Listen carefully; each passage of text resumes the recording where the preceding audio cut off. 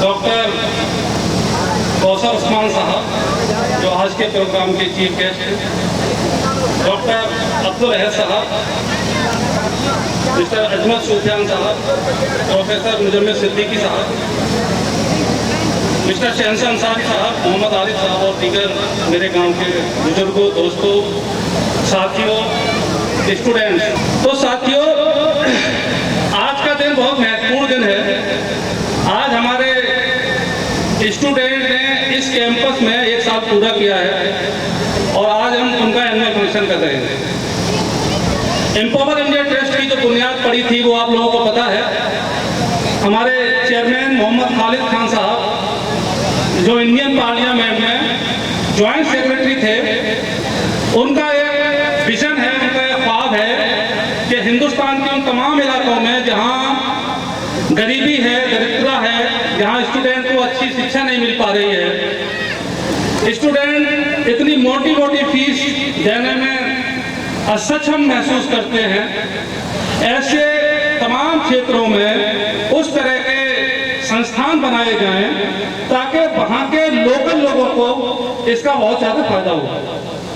आज मैं देखता हूं कि डुंडवा बुजुर्ग में एम्पावर इंडिया ट्रस्ट का जो कैंपस है, यहाँ आप लोग विश्वास करना, दुनिया भर के लोग जुड़े हुए हैं। दुनिया भर के लोग, चाहे वो यूएसए में बैठे लोग हों, यूके में बैठे लोग हों, बहरीन में हों, कुवैत में हों, सऊदी अरबिया में हों, दुबई में हों, दिल्ली में हों, मुंबई में हो, कोलकाता में है, चेन्नई हो। लेकिन अफसोस इस बात का है कि डुंडवा बुजुर्ग के लोग अभी इस प्रोग्राम से उस तरह से नहीं जुड़े जिस तरह से हम उम्मीद करते हैं। लेकिन ये सारा का सारा प्रोग्राम, ये सारा का सारा संस्थान, ये सारा का सारा कैंपस इस जगह पर सिर्फ और सिर्फ डुंडवा बुजुर्ग और उसके आसपास के लोगों को ध्यान में रख के कायम किया गया है। लेकिन अफसोस की बात है कि गांव के लोग अभी उस तरह से दिलचस्पी नहीं लेते हैं। अगर मैं एक शायर को बुला देता, यहाँ इमरान किताब या किसी और को बुला देता, मुझे लगता है कि इस पांडाल में क्या वहां तक भी जगह नहीं मिलती। हालांकि शायर आपको थोड़ी देर का जायका देके जाता कानों का, और आपकी जिंदगी में कोई बदलाव नहीं आने वाला था। ना आपको 2 वक्त की रोजी मिलने वाली थी, ना समाज में कोई आपका मुकाम बनने वाला था। इधर हो गया। लेकिन अफसोस की बात है कि ये जो प्रोग्राम है, ये बेसिक आपके लोगों के लिए है, बेसिक हमारे बच्चों के लिए ये प्रोग्राम है, बच्चों के लिए संस्थान है। और बच्चे के माँ बाप को इतना भी आइडिया नहीं है कि यहाँ पे आके देख ले कि बच्चा क्या कर रहा है, बच्चा पढ़ रहा है नहीं पढ़ रहा है।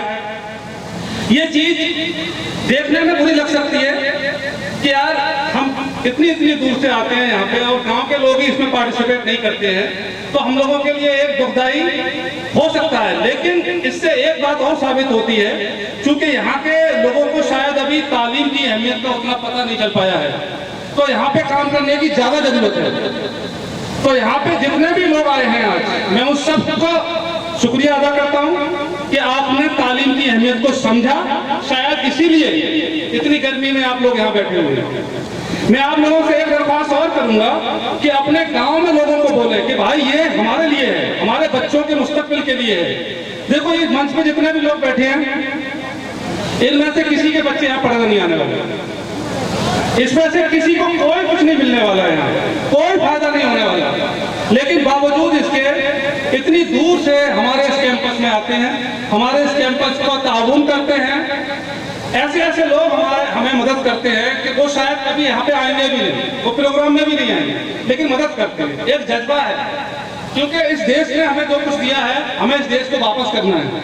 अगर मैं यहाँ खड़े होकर कुछ कह पा रहा हूँ तो बिकॉज ऑफ एजुकेशन। एजुकेशन एक बहुत जरूरी चीज है, उसके बिना कुछ काम चलने वाला नहीं। इसके साथ ही एम्पावर इंडिया ट्रस्ट जो पैरामेडिकल कोर्स यहाँ पे चला रहा है, उसमें आसपास के स्टूडेंट भी आते हैं। हमारे यहाँ 100 किलोमीटर दूर से भी स्टूडेंट आते हैं, क्योंकि यहाँ पे आसपास कोई पैरामेडिकल का कोई अच्छा इंस्टीट्यूट नहीं है। और अच्छी बात यह है कि कोई बच्चा अगर 10वीं 12वीं कर लेता है तो वो एक तरह से बेरोजगार माना जाता है, क्योंकि यहाँ पे 10वीं 12वीं के लिए कोई बहुत बड़ा स्थान नहीं है, कोई बहुत बड़ा संस्थान नहीं है कि वो उसको यूपीएससी क्लियर करा देगा, नीट या जेईई क्लियर करा देगा। तो यही दिमाग में आया कि क्यों ना यहाँ पे हम एक पैरामेडिकल इंस्टीट्यूट बनाएं, ताकि कम से कम 10वीं 12वीं करने के बाद बच्चा इस लायक बन जाए कि वो अपने पैरों पे खड़ा हो जाए और साथ ही साथ अपने माँ बाप के लिए कुछ कर पाए। अगर अपने लिए, अपने माँ बाप के लिए और अपने बच्चों के लिए कुछ कर गया तो फिर हमारी जो ये मेहनत है वो हम सफल मानेंगे।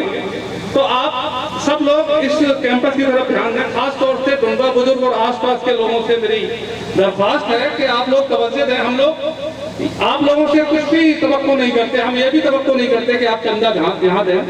चंदा हम खुद कलेक्ट कर लेंगे, हमारे लोग हैं। हम तो सिर्फ इतना चाहते हैं कि अपने बच्चों को यहाँ भेजो, समझने के लिए भेजो, यहाँ से कुछ हासिल हो रहा है या नहीं हो रहा है इसमें ध्यान दो और हमें गाइड करो। अगर कुछ हमसे गलतियां हैं, कुछ कोताहियां हैं, कुछ कमियां रह गई हैं हमसे, आप बताओ आके। हम सबका स्वागत करते हैं कि भाई ये इस संस्थान में दिक्कत है और इस दिक्कत को इस तरह से दूर किया जा सकता है। हम आपके सुझावों का वेलकम करते हैं, आप लोग अपने सुझाव दे सकते हैं। लेकिन ये जो काम हम लोग कर रहे हैं, हमारा टेस्ट कर रहा है, ये बहुत बड़ा काम है। इसमें हम चाहते हैं कि आप सभी लोग पूरा सहयोग दें। मैं इन्हीं शब्दों के साथ अपनी बात को यही खत्म करता हूँ। आप लोग इतनी गर्मी में चलकर यहाँ पे आए इस प्रोग्राम को कामयाब बनाने के लिए, खास तौर से हमारे मेहमान जो काफी दूर से यहाँ पे तशरीफ लाए हैं, मैं उन सब का शुक्रगुजार हूँ कि उन्होंने यहाँ पे आके हमारे प्रोग्राम को चार चांद लगाया।